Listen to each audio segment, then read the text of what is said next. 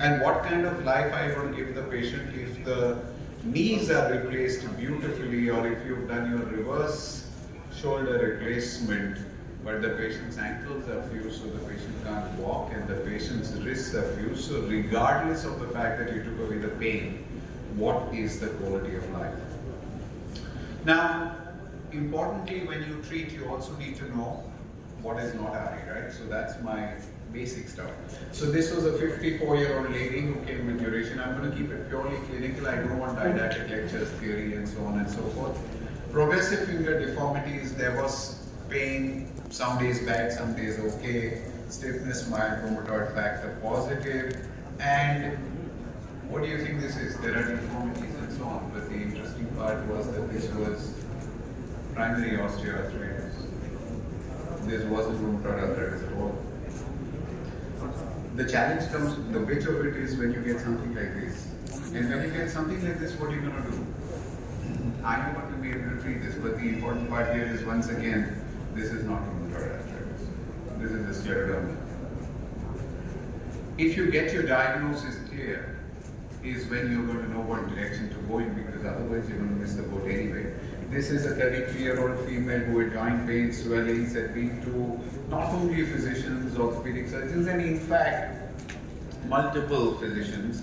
So this was way back 15 years ago, where, even our knowledge has really evolved in the last 15 years. So methotrexate 2.5 milligram 5 days a week, exactly opposite of what Raj Kiran was just telling you.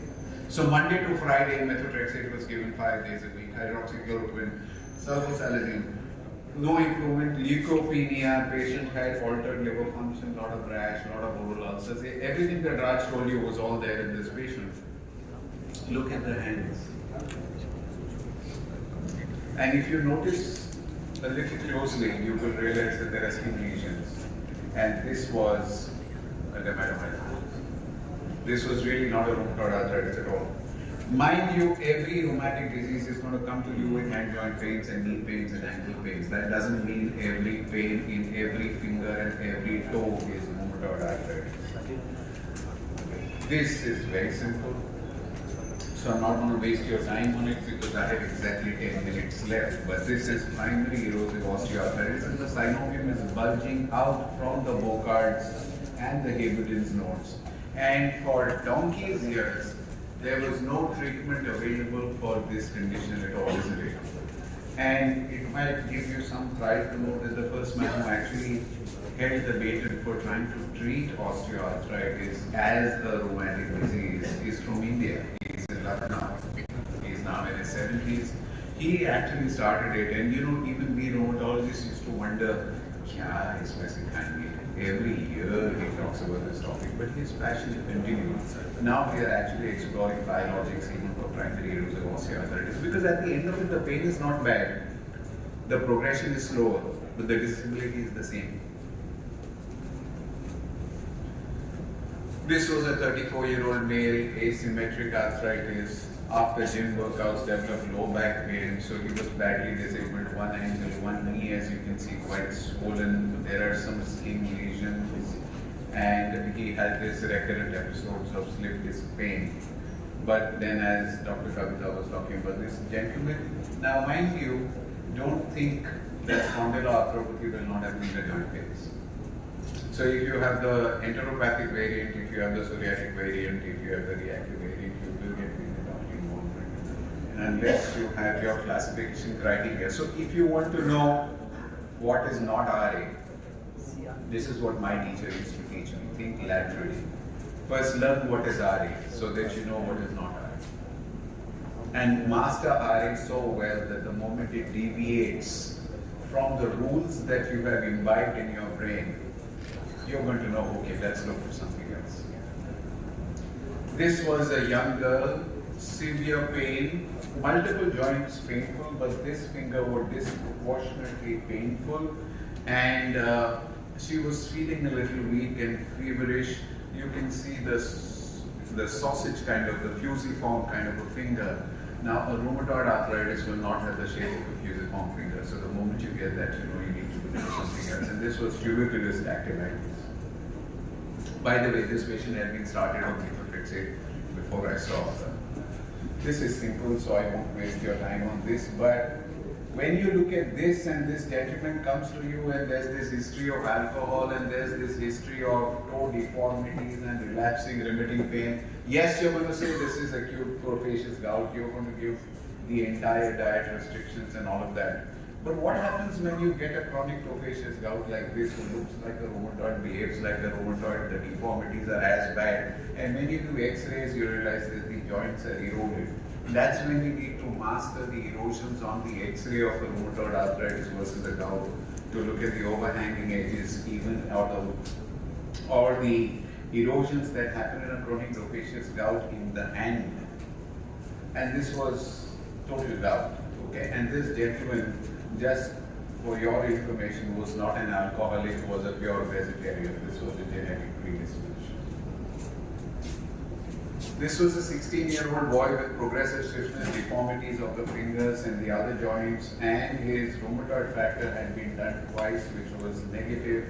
Early morning stiffness was about 20 minutes, and he had been having slightly stunted growth. The moment you get something like this, even I don't touch this patient, I send them off. This is a spondyloepiphyseal dysplasia. There's nothing really that even a rheumatologist is going to do out here. This gentleman had pain and stiffness in one hand, so the onset was asymmetric. All of us rheumatologists talk about the fact that you should have bilateral symmetric, small and large, blah, blah, blah, whatever it is. But is it necessary? V.R. Joshi, my teacher, used to say, diseases do not read textbooks. So don't expect that a disease is going to behave like this, which means that if one joint comes in first and the other joint comes in later, that's possible, right? The disease has decided on its own what it wants to do. And hence, this gentleman came with first one hand swelling, fingers, hands, wrists, NCPs. The rheumatoid factor was positive, and later the left hand started paining. And the background history was he was a diabetic and he had a left-sided cerebral tumor operated 2 years ago. Ring the bell? So this was like an RSDS. There was a left-sided cerebral tumor which was operated, and if you correlate, you will realize that a few weeks later is when the right hand got involved. Now add to that the fact that the patient was diabetic. So when you turned the hand around and you looked at it, there was overuse of the opposite hand now because the right hand had become like this and the namaste sign was positive. And when you looked at the other side, there was flexor tenosynovitis because of the diabetic arthropathy. So this is completely misleading. This gentleman was treated with methotrexate, leflunomide, everything that Raj said. He just made my life easy. I didn't know I would have to speak after him. Just make my life easy to tell you, and it's just going to go on in my tomorrow's talk about what not to do in RA. But methotrexate 7.5, leflunomide given in combination, patient developed jaundice and leukopenia. Thereafter, patient was given methotrexate plus sulfasalazine together along with hydroxychloroquine, leukopenia, liver enzymes elevated, hence stopped. Then given methotrexate 5 mg, leflunomide 10 mg. No washout given. Every time this was changed periodically. And this is how this gentleman was. But if you had to just focus on the cuticles of the nails, you would realize that this is a little more than rheumatoid arthritis. And then once in a while when a patient comes to your joint pains, it helps to look at the bones. So this was a psoriatic arthritis. This was not a rheumatoid at all. And a psoriatic arthritis will come with its component of liver fibrosis, will come with its dysmetabolic, they have a metabolic syndrome as well. So they have a dyslipidemia, sometimes they are diabetic and so on. So this is to give you a flavor of what we rheumatologists do in the OPD. It's not treating joint pains, it's doing what not to do is more important than knowing what to do. Every textbook tells you what to do. But it's a teacher who tells you what not to do. So this was long-standing finger joint pains, no swelling, but the deformities had developed over time. And this patient came to us after some 10 years history. So that itself should tell you If it is 10-year history and the patient is still active, then there's something else going on. So this was ligamentous laxity because you could, this was Yaput's arthropathy. Of post-operative hypotension, especially with spinal anesthesia, and post-operative, post-spinal, the BP remains a little low, so you should be in close contact with the physician to restart slowly. And regarding the steroids, so ideal patients are those who are less than 5 milligram of prednisolone. No steroid is of course the best, but many of them are, despite whatever we discuss in different conferences. Most of the patients do get steroids from time to time because the disease is active, patients don't get relief, some of them are self-medicating. So the risk is minimal if the steroids are less than 5 milligrams per day, and it is less if it's less than 15 milligrams per day. More than 15 milligrams per day, definitely the risk of infection is higher. So delay the elective surgery if the steroid dose is higher. And regarding the peri-operative stress dose glucocorticoids, so if the patient is not on steroid, no need to give. If they are on steroid, we have the conversion factor for hydrocortisone, etc. for each, like some are on methylprednisolone, some on difluzacort, some on the prednisolone. So give the conversion peri-operative stress dose and consult with the physician, preferably the rheumatologist. So there is no increased risk of infection, but patient doesn't go into post-operative adrenal crisis.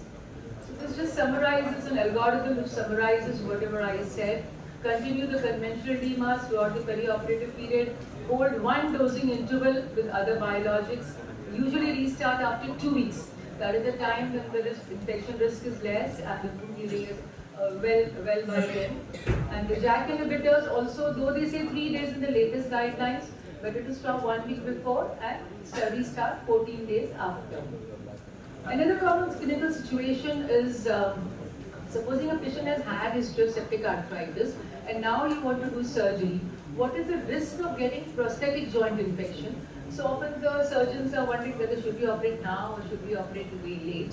So there are many studies which have been conducted. So what is found is the risk of prosthetic joint infection after an episode of native joint infection prior to that is average is 5.9 months. So preferably do not operate within 3 months unless really required. Ideal time is around 6 months.